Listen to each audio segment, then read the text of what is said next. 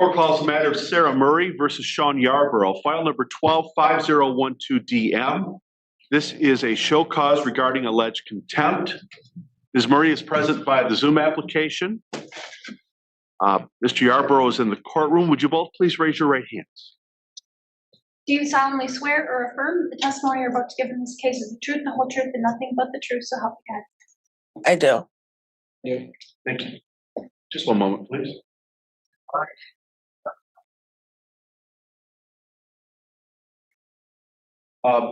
Before we begin, Ms. Murray, you're appearing via Zoom. Why are you not in the courtroom this morning? I've been at the hospital since last night. Okay. Did you contact the court regarding appearing via Zoom this morning? When it kicked me out, I called the front of the court, the office. Okay. Well, that's not the court, but we'll proceed. This is a show cause, Ms. Murray, and did you receive a copy of the show cause allegation here? I could not read part of it. There was a blackout on part of the bottom of it. Okay. The copy that I got. Well, I'll read it to you. This is dated November 19th, right? Okay. It's a motion order to show cause Ms. Murray on July 29, 2020. An order was entered regarding parenting time. The front of the court has received information that Sarah Murray has denied parenting time to father on November 16th, 2024. Front of the court requests the court issue an order to show cause why Ms. Murray should not be held in contempt for violation of the court order. Matter is scheduled for today at 9 a.m. Currently, it's 10:53. Both parties are present. I wish to advise Mother on the final page of the notice. If this motion is for violation of a parenting time order, at the show cause hearing, if the court finds either parent has violated a parenting time order without good cause, the court shall find that parent in contempt and may do one or more of the following: require additional terms and conditions consistent with the court's parenting time order, or after notice, or both, after notice to both parties and a hearing, if requested by the party or on a proposed modification of parenting time, modify the parenting time order to meet the best interest of the child. Order that makeup parenting time be provided for the wrongfully denied parent to take the place of wrongfully denied parenting time. Order a fine of not more than $100. Commit the parent to the county jail or an alternative to jail. Commit the parent to the county jail or an alternative to jail with the privilege of leaving the jail during the hours the court determines necessary and under the supervision the court considers necessary for the purposes of allowing the parent to go and return from their place of employment. If the parent holds an occupational, driver's, recreational, or sporting license, condition the suspension of the parent's license or licenses upon noncompliance with an order for makeup and ongoing parenting time. Order the parent to a community corrections program. Place the parent under the supervision of the office for a term fixed by the court with reasonable conditions, including that the parent do one or more of the following: participate in a parenting program, drug or alcohol counseling, work program, seek employment, participate in other counseling, continue compliance with the current supporter parenting time order, enter into and comply with an arrearage payment plan, facilitate makeup parenting time. And at the show cause hearing, if the court finds that a party to a parenting time dispute has acted in bad faith, the court shall order the party to pay a sanction of not more than $250 for the first time. For the first time, the party is found to have acted in bad faith, not more than $500 for the second time, and not more than $1,000 for the third or subsequent time. If the court finds that a party to a parenting time dispute has acted in bad faith, the court shall order the party to pay the other party's cost. Obviously, you have a right to a hearing on a proposed modification of parenting time if you request one within 21 days after the date this motion is mailed to you. Ms. Murray, do you understand that? Yes, I do. Okay, thank you. And as a matter of fact, I think the court ordered not too long ago, based on bad faith, a previous sanction. Was that ever addressed, Ms. Schultz? The sanction is due and payable by next Friday, Your Honor. Oh, But the okay. hearing was held on November 8th, and the court did find a bad faith sentencing time violation of the order. Okay. All right. Thank you. So as I understand it, the motion has attached a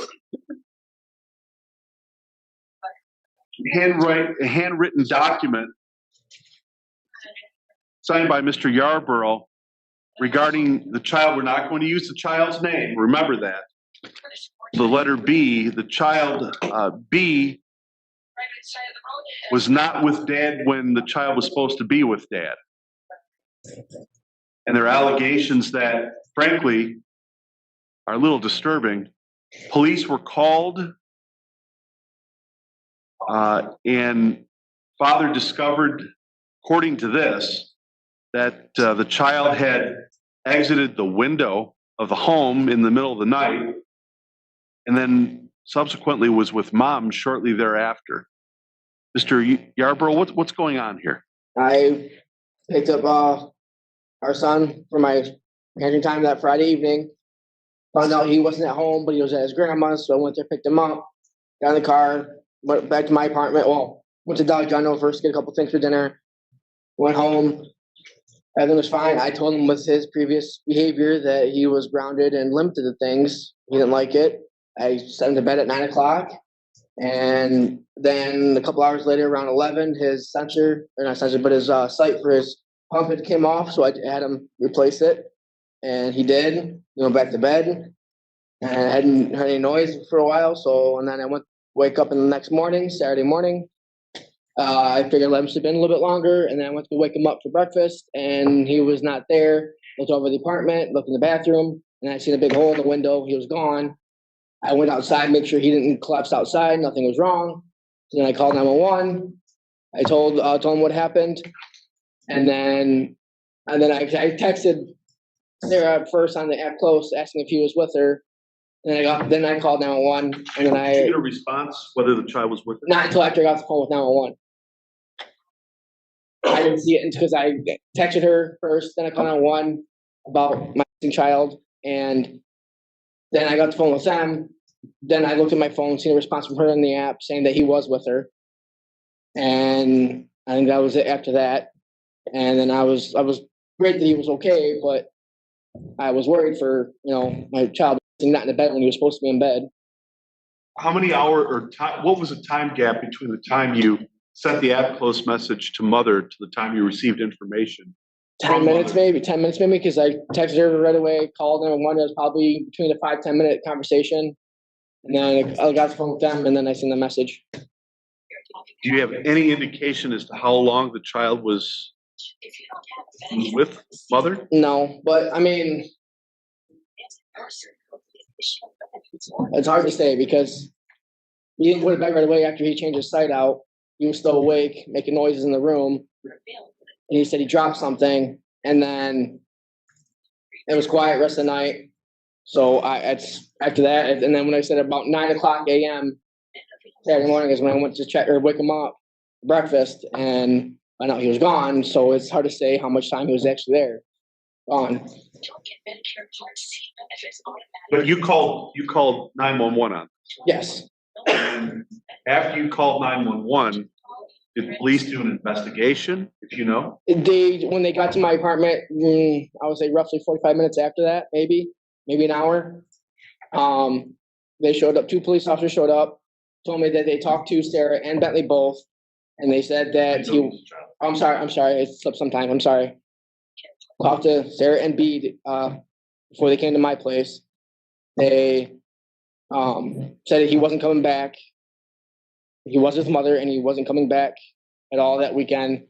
And then they told me that there was a bench warrant off my arrest, so they arrested me for domestic violence against Miss Murray. So, how much time do you claim you've lost with the child? You're supposed to have the child the whole weekend? Mm-hmm. Is that a yes? Yes. Sorry. Yes. Are we talking a day, 2 days? What are we talking? I say a day and a half. Day and a half. Now, at any time, did you ever receive notification from mother without you having to prompt her that the child was with her? No, I did not receive anything. Okay, thank you. Ms. Murray, what's going on here, please?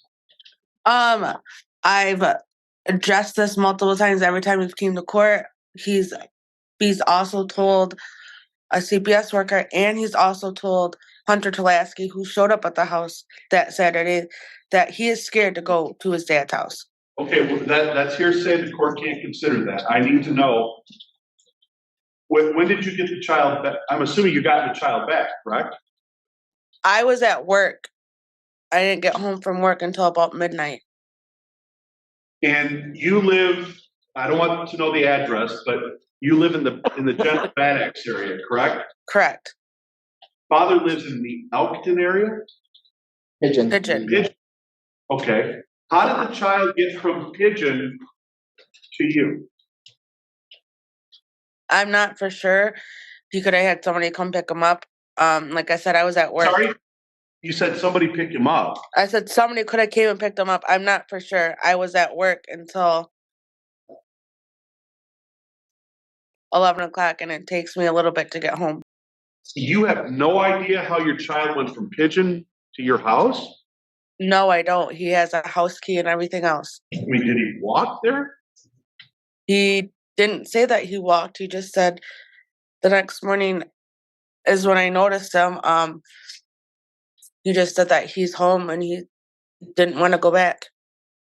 And that's Okay. when the officers showed up at the house. So when you made that discovery that the child was with you, you never reached out to Dad to let him know, correct? It was about the same time as when Sean texted me. You didn't pick up the child, did you? No. And somehow magically the child could get from Pigeon to your house. Do you have any indication when the child was at your home, what time? No, like I said, I didn't get home until about midnight, and I had to pick up the other two at the sitters.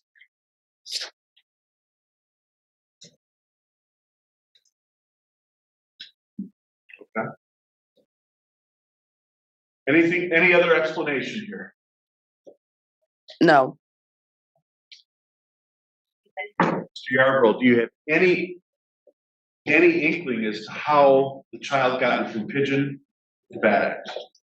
I assumed from being that when she messaged me the next morning that he was with her, I assumed she's the one that can pick him up. I don't know who else. I mean, I know he has friends, but not driving age, so I don't know who else can pick him up.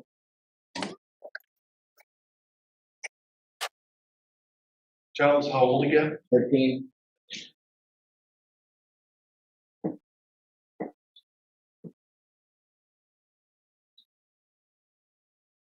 Is this something we should interview the child? Well, it's very important.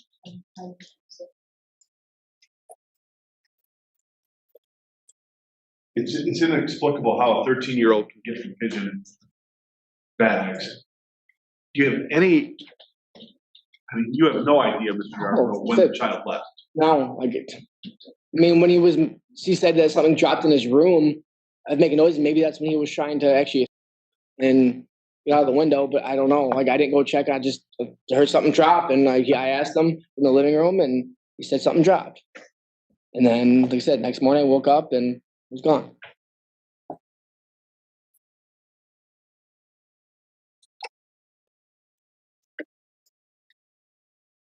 Ms. Murray, what time does you end your work that you get home?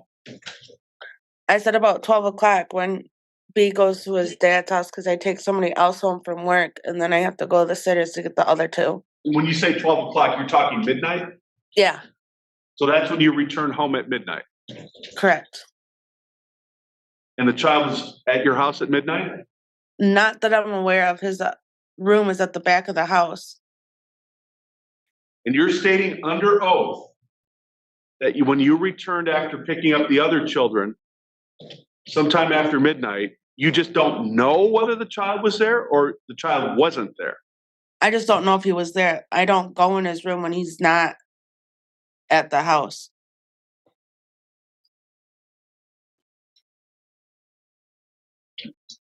I have a hard time. The court has to judge credibility of witnesses in this case, and I'm finding this story to be very incredible, Ms. Murray. I'm finding you in contempt.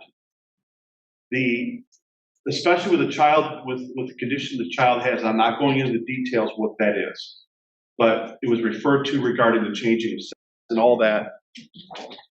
And I'm not saying mom picked up, I don't know, but there has to be communication here. And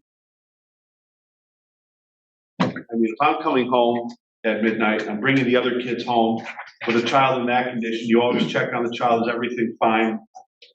You have to do that. I find you in contempt. Is there anything you'd like to say before the court imposes disposition?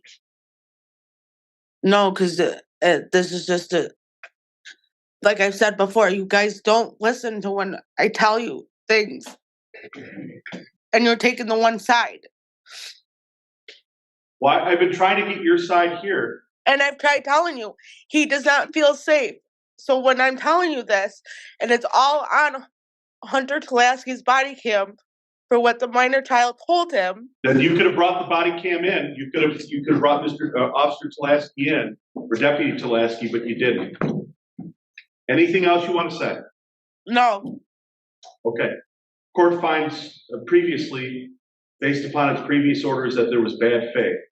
I find bad faith in this case. I'm very concerned for this child overall. It will be the disposition of this court that you serve a weekend in the county jail, and you shall serve it forthwith. As soon as you are done there at the hospital, you're to report to the county jail. What time can you be at the county jail? I work all weekend. I don't care. I can't be there until after midnight.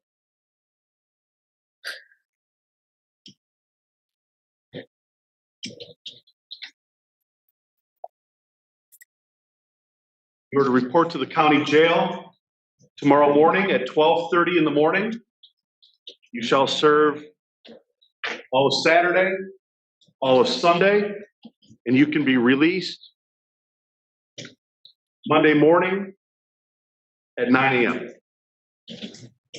What about Please. me working for the weekend? I'm sorry. So I can't go to work. So then I'll lose my job if I don't go to work. It's mandated for us to work. You work every day, 7 days a week? Yeah, we've been starting to work 7 days a week. You're gonna have to make alternative arrangements. You report to the jail this morning, coming morning, tomorrow morning, Saturday morning at 12:30. Father is also given a day and a half of makeup time to be completed within 6 month time period. Not 6 months. It is 6 months. Okay. And you'll have time now to make your arrangements up until 12:30, but we're finished playing games. That'll be all. I have a question. Go ahead. What is happening with the child during this weekend? Does she have to make arrangements, or can he come with me for the weekend? Even though it's not my Well, weekend. that could take care of the day and a half.